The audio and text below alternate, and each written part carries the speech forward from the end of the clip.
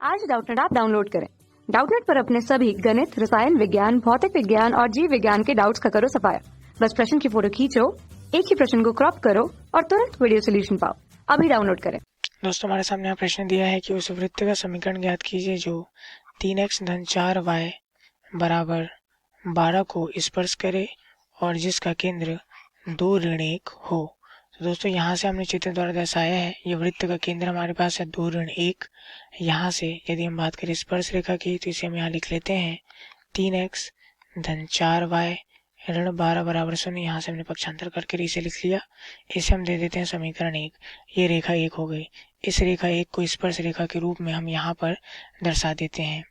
अब दोस्तों, जैसा कि हम जानते हैं, यदि हमारे पास कोई वृत्त है, उसके केंद्र से किसी स्पर्श रेखा के बिंदु जिस पर वह वृत्त को स्पर्श कर रही है, मान लेते हैं यहाँ पे वह बिंदु B है, तो ये जो C से B पर यदि हम मिलाएंगे, अर्थात स्पर्श बिंदु को यदि हम मिलाएं वृत्त के केंद्र से, तो वह स्पर्श रेखा पर क्या होती है, लंबवत होती है, ऐसा हम जानते हैं।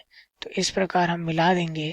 यहाँ से वृत्त के नियम से हम क्या कह सकते हैं कि यह जो CB है वह लंबवत होगा किस पर, हमारा जो रेखा 1 है, जो स्पर्श रेखा है, उस पर लंबवत होगा। अतः हम यहाँ से लिखेंगे, चूंकि यदि कोई बिंदु हमारे पास P है तो P x1 y1 से कि किसी रेखा ax धन by धन c बराबर 0 पर स्थित बिंदु Q पर यदि हम कोई लंब PQ डालें, तो PQ के लिए सूत्र क्या हो जाएगा, दूरी का सूत्र यहाँ से हो जाएगा, ये हमने मापांक में लिया है ax1 धन by1 धन c बटे करने में a वर्ग धन b वर्ग। x y की जगह हमने क्या किया, यहाँ बिंदु P के जो निर्देशांक है इसे हमने रखा है।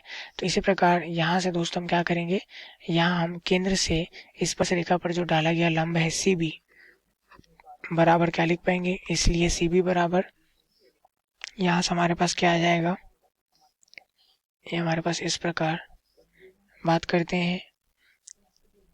यहाँ पे जो हमारे पास रेखा दी गई है, तो इसके हिसाब से A बराबर क्या है, 3 है, B बराबर 4 है, C बराबर ऋण 12 है। तो A की जगह क्या आ गया हमारे पास, 3 आ गया।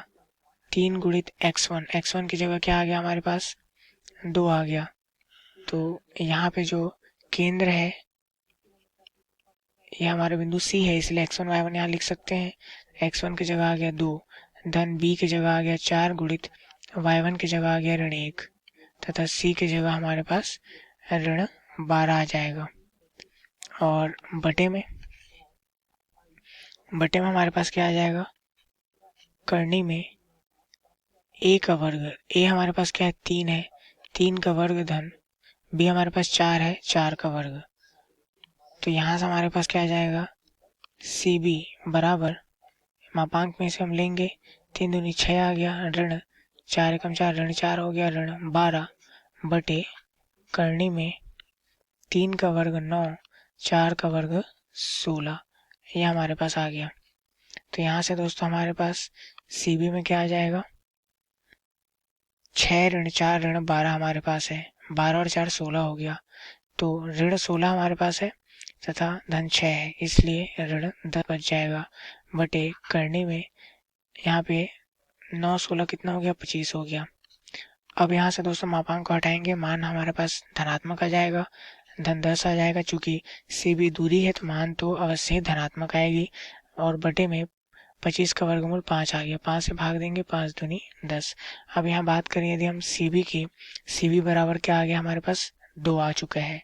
दोस्तों यहाँ से CB हमारा 2 आ चुका है। CB हमारा क्या है, केंद्र से वृत्त के बिंदु पर या स्पर्श बिंदु पर तक की दूरी।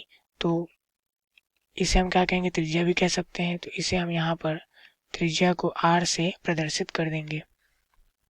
तो यहाँ से हम लिख सकते हैं R बराबर हमारा 2 इकाई आ चुका है।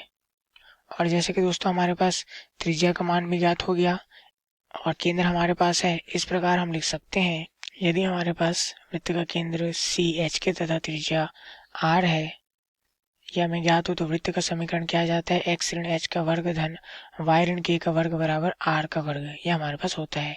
तो यहाँ से दोस्तों जो वृत्त का केंद्र है इसे h के द्वारा दर्शाएं तो h और k का मान हमारे पास क्या है, 2 और ऋण 1 है।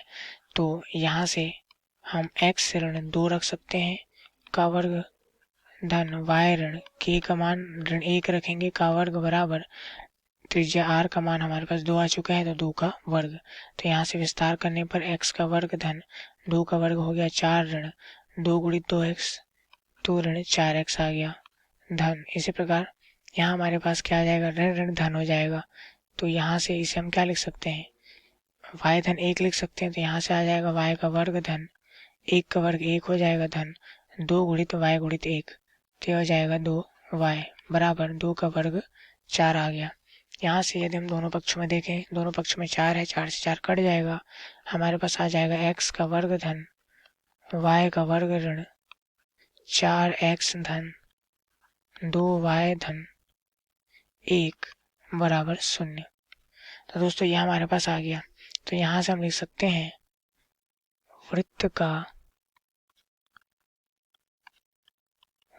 का समीकरण ज्ञात हुआ। तो उम्मीद है आप लोग को यह सवाल समझ में आया होगा। धन्यवाद। कक्षा 6 से 12वीं से लेकर नीट, IIT, JEE वो एडवांस के लेवल तक 1 करोड़ से ज्यादा छात्रों का भरोसा। आज ही डाउनलोड करें डाउटनेट ऐप या व्हाट्सएप करें अपने सारे डाउट्स 8400 400 400 पर।